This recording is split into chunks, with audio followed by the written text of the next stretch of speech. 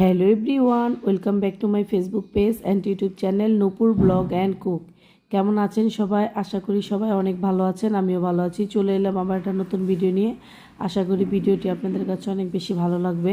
তো এইগুলো হচ্ছে একটা পাপমোচনী একাদশী গিয়েছিল কিছুদিন আগে, পাপমোচনী একাদশীর ভিডিও।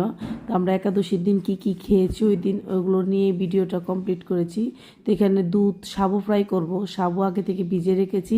এখানে 2 রকমের বাদাম, আলু আর হচ্ছে কিশমিশ সব ধরনের রেডি করে রেখেছি। আর ফলের মধ্যে খাবো এগুলো আমি তো লিখে দিয়েছি স্ক্রিনে, প্লাস বলেও দিচ্ছি। জাম্বুরা না, কমলা, আপেল, তারপর হচ্ছে তরমুজ আর হচ্ছে কলা।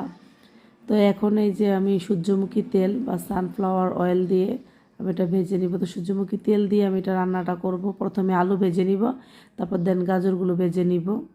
আর এর মধ্যে বলে রাখছি, কে কোথা থেকে আমার এই ভিডিওটি দেখছেন অবশ্যই বলবেন। আর কেউ যদি আমার এই ভিডিওটি ফেসবুক থেকে দেখে থাকেন, প্লিজ আমার ফেসবুক পেজটা একটা ফলো দিয়ে দেবেন।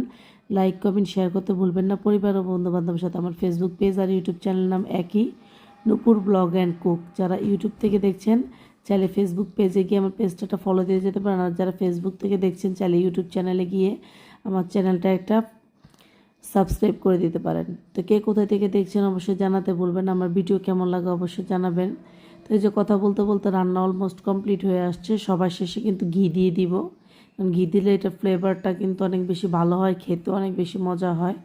আর এটা খেতে এত বেশি মজা, সাবু ফ্রাইটা একাদশীর দিন আপনারা ট্রাই করে দেখবেন। আমি পুরো রান্নাটাই কিন্তু আপনাদের সাথে শেয়ার করছি যে কীভাবে আমি রান্না করছি। তো প্রথমেই যে আমি তেল দিয়ে দিয়েছি, তারপরে যে সাবুগুলো যে তৈরি করে রেখে দিয়েছি ওগুলো আমি দিয়ে দিচ্ছি। তো এখানে দেখতেই পাচ্ছেন কি কি নিয়েছি রান্নার জন্য, মানে ফোড়নে দেওয়ার জন্য। আর আপনারা চাইলে বাদাম 2 ধরনের বা 1 ধরনের ব্যবহার করতে পারেন। আমি 2 ধরনের বাদাম এখানে ব্যবহার করছি। প্রথমে এই যে আমি তেজপাতা, দারচিনি, এলাচ, তারপর জিরা ফোড়ন এগুলো সবই দিয়ে দিয়েছি। দিয়ে এগুলো একটু কালো হয়ে আসলে তারপর এর মধ্যে বাদামগুলো দিয়ে দিব। দিয়ে ভালোভাবে ভেজে এর মধ্যে সাবুগুলো যে ভিজিয়ে রেখেছি সাবুগুলো দিয়ে দিব। কিশমিশ আর সাবু একসাথে ভেজিয়ে রেখেছি, আর কাঁচামরিচ দিচ্ছি। তারপর লাস্টে বাদামগুলো দিয়ে দিব। দিয়ে ভালোভাবে সাবুটা ভেজে নিব। এটা খেতে এত বেশি মজা, অনেক টেস্ট লেগেছে আমার খেতে।